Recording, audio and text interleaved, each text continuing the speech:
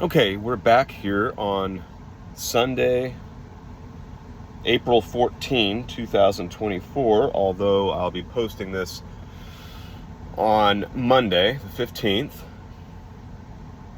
We're now going to get into the meat of Mauro Bellino's book, entitled The Book That Will Forever Change Our Ideas About the Bible. Each chapter is sort of written as a building block for the next chapter. So while I considered starting kind of in the middle at a different point and then working up and treating the first chapter as sort of the grand finale, because its implications are so momentous and transformative and earth-shifting. But I've decided instead to do it in the order in which he presents it, and that's simply because you would have to assume certain things with me if I started kind of in the middle, like, for example, with Genesis 6 and the Nephilim and the giants. You would have to assume certain premises without knowing how or why I got there. Now, you may not end up drawing the conclusions that I've drawn, and you may not end up agreeing with the author of the book, but at least you'll have an appreciation and an understanding of why I'm saying what I'm saying a couple videos down the line when we get into some other texts later in Genesis and outside of Genesis, based on what the author is presenting in the creation account of man. Then you'll be able to see, oh, okay, I see why he's saying this, because this, in chapter 1,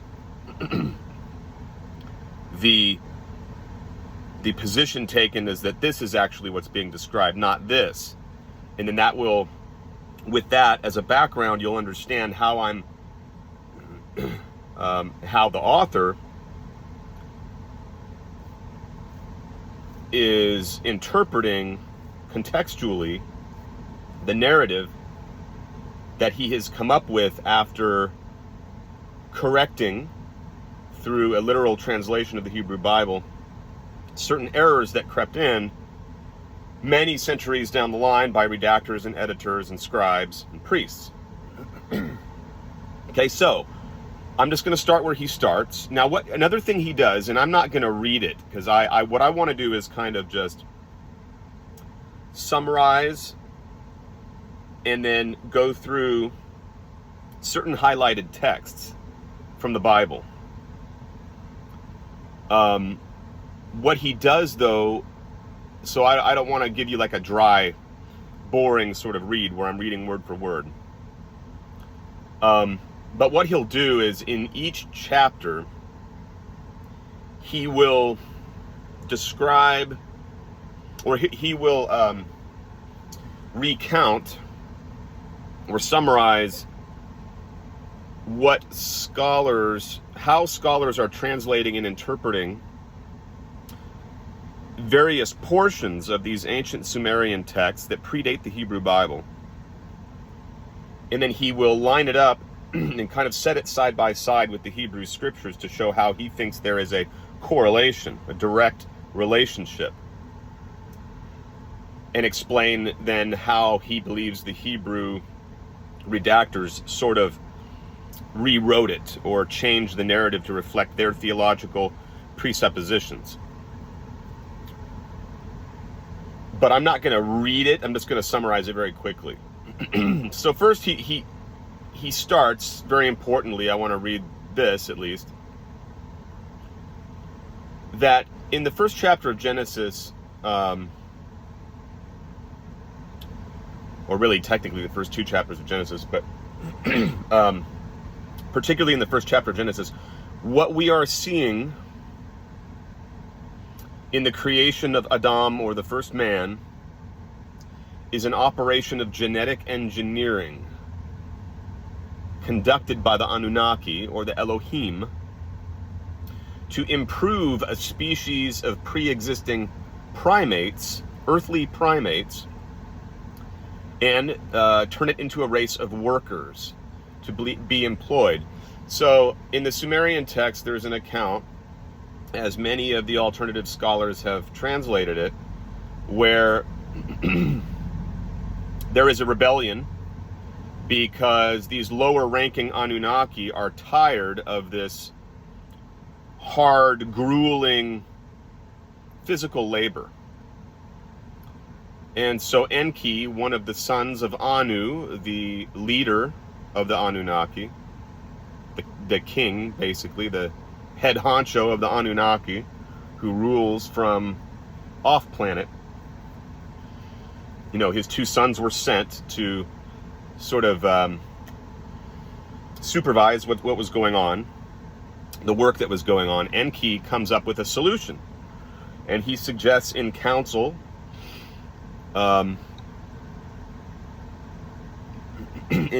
with the gods that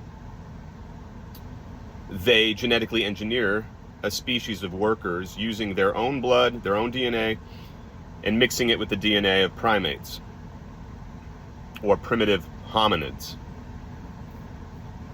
And then it goes on to describe a number of early attempts, failed attempts, botched attempts that led to all sorts of strange outcomes and,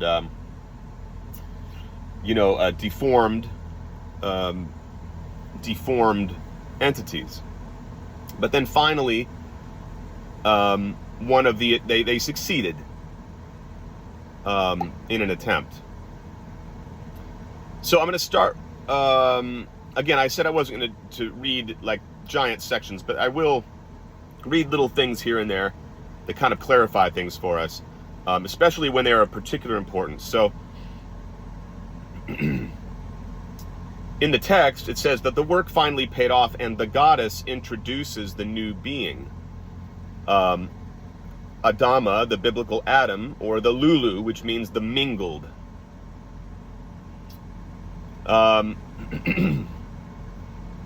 See, now he's going to get into the Hebrew of Genesis. So he breaks it down like this. Genesis 1:26. I'm not going to read the Hebrew because I would botch it, and I'm not a Hebrew scholar, so I'd probably mispronounce a lot of words. But if you read it in the Hebrew, it doesn't make a whole lot of sense when you put the English up next to it, because the grammars, of course, of English and Hebrew are two completely different structures, right? So structured completely differently. So I'm just going to read to you how the English reads once it's once the grammar is made to make sense for us English readers. So Genesis 1:26, if we're reading it literally, if we're reading the literal translation, it would say, "And the Elohim said, let us make man with image of us and in our liking."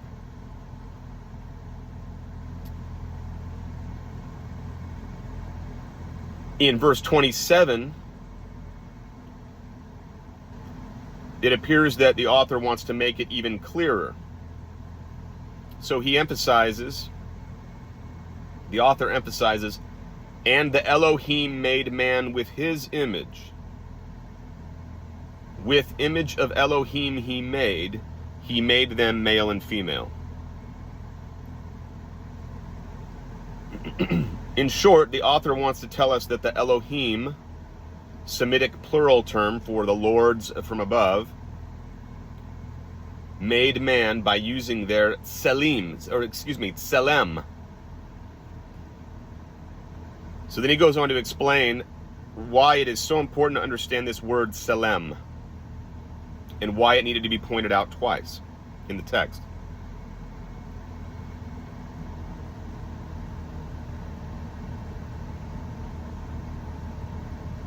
So in using what's called the quotative mood, Genesis says, come on, let's work, let's proceed. Okay? Moreover, the issue of the term Elohim, which is plural, cannot be dismissed too easily. We who try to practice freedom of thought and do not have any monotheistic dogma to defend can proceed with confidence to consider the Elohim as a real plurality of persons. Of course, the Christian view argument is often to say that in Genesis here, the us, let us make man in our image, is the majestic plural, as they call it, and refers to the three persons of the Holy Trinity. There are also certain interpretations which suggest that by us he's referring to the angels, which would not be far off the mark. You know, we would say, well, I would say, and the author of this book would say, that the angels are just the Elohim or Anunnaki. But there's a separate chapter down later, so we'll get into that later. I don't want to get too far ahead of myself, but he has a whole chapter on the angels that we'll come to. But he wants us to consider that the Elohim are a real plurality of persons. And so he goes on to say that the Greek translators of this passage of Genesis, the Septuagint version, did not know about the Sumerian stories, and in any case could not have any knowledge of genetic engineering, and thus have translated as follows. And God said, let us make man like our image and like our resemblance. So he says that, first of all, Greek translators have used two terms whose meanings are twofold. Homoiousin has an abstract value and clearly represents the concept of similarity. And then icona, which has a more concrete value and represents any object showing the image of someone or something. For instance, a painting, a sculpture, a bas-relief, an inlay, or embroidery work. So we must here recognize that by translating Tselem with the word icona, Greeks have come very close, have come close to the very deepest meaning of this Semitic consonantal root. Tselem, this is important, so I want to emphasize this, does not indicate, he says, the abstract concept of an image as it is variously interpreted by religious literature and traditional theology, which attempt to provide different explanations.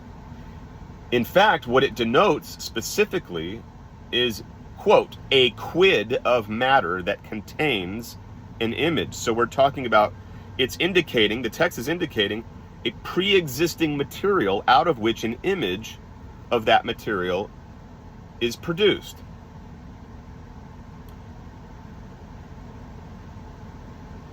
I'm not going to read everything he says here. I'm going to skip down a little bit more and try to come to the meat of it here.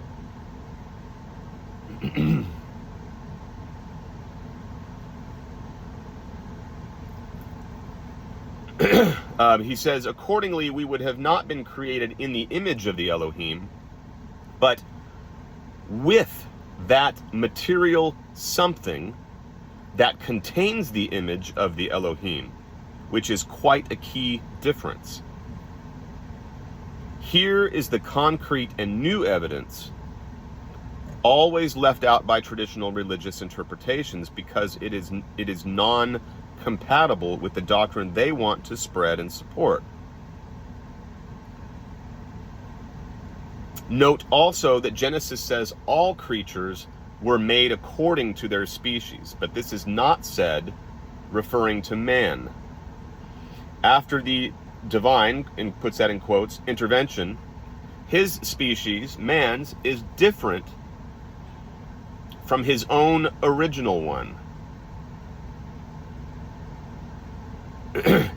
And let's keep in mind the Sumerians' stories, which assert that the material implanted into men was removed from Anunnaki purified blood.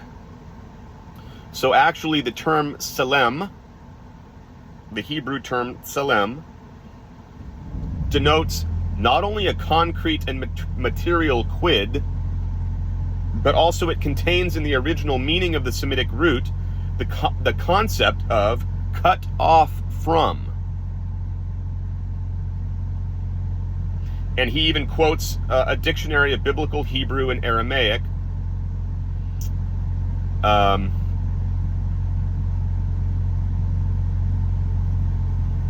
Hebrew English lexicon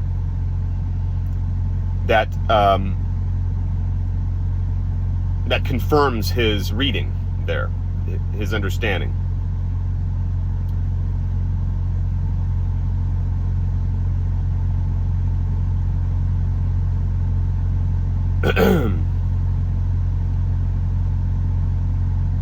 So this was the extraordinary nature of the act carried out by the Elohim to introduce something that was really theirs into this creature, which has thus received its life, the new breath, directly from the gods.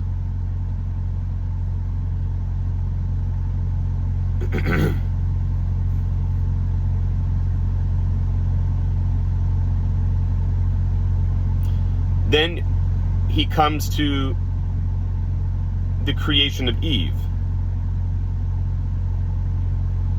And this is verse 21.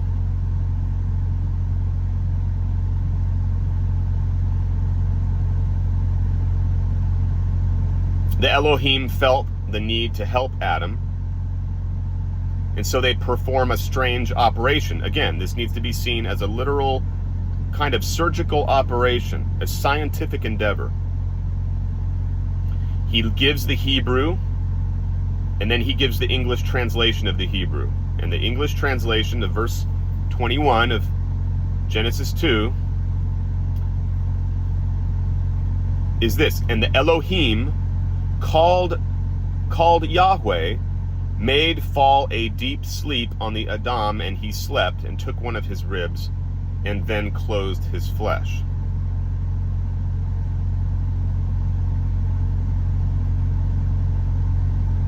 So he needs Adam to sleep, to go into a deep sleep, in order to perform a surgery.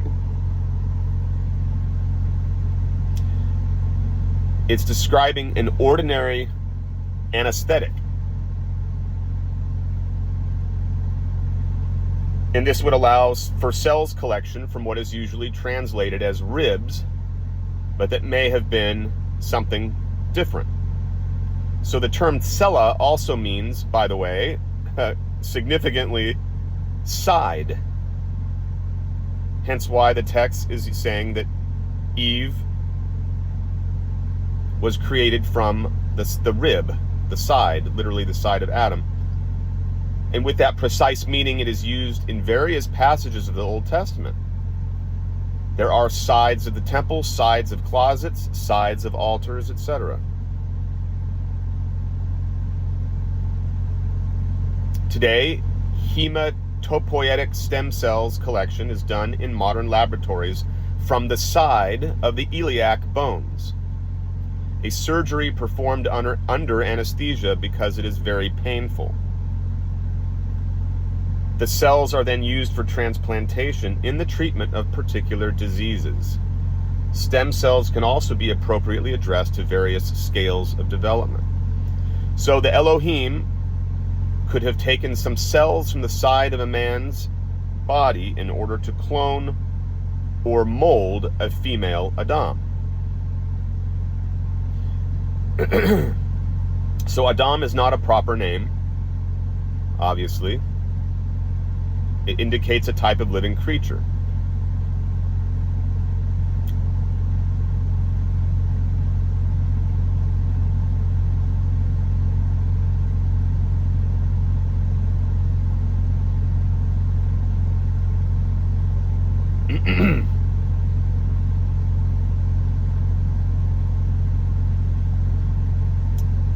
Okay, so Homo sapiens were finally then created.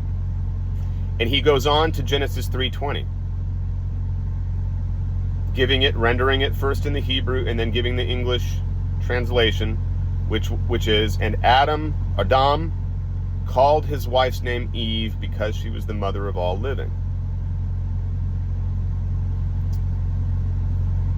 There's not a lot to say there, except that he has some commentary that I think is important here. According to official science, it is obvious that there must have been a mother of all men, because the mitochondria, which is a key component of our cells, can only be transmitted by the female egg, since they are too large to be contained in the male spermatozoa. So inevitably, the first female ancestor who gave the start to the development of the human species is not surprisingly called by many geneticists mitochondrial Eve. According to their researches, the appearance of this first mother dates back to 300 to 250,000 BCE. And this date coincides with the reconstruction of mankind's history by a number of alternative Sumeriologists. Paleoanthropologists tell us that Homo erectus, with an evolutionary inexplicable rapidity, developed into Homo sapiens. All other members of our closet relatives have had much longer evolutionary timing. Chimpanzees were almost the same for about 5 million years. Homo erectus scarcely changed in about 1.3 million years and then disappeared and became Homo sapiens, whose cranial capacity rapidly increased by 50%. So I'll stop there. He has more to say, but that's really the essence of what we needed to know from that chapter. So what we're seeing then, according to this narrative, is that if we stick faithfully to a literal rendering and a literal English translation of the Hebrew in the creation account of the first 2 chapters of Genesis, or particularly the 2nd chapter of Genesis, what's being described by plural persons, or quote-unquote gods, is a medical procedure or surgery performed in order to genetically engineer the first Homo sapiens, which is a mix of Anunnaki DNA or Elohim DNA and the DNA of indigenous to this planet, Earth, the DNA of primitive hominids, or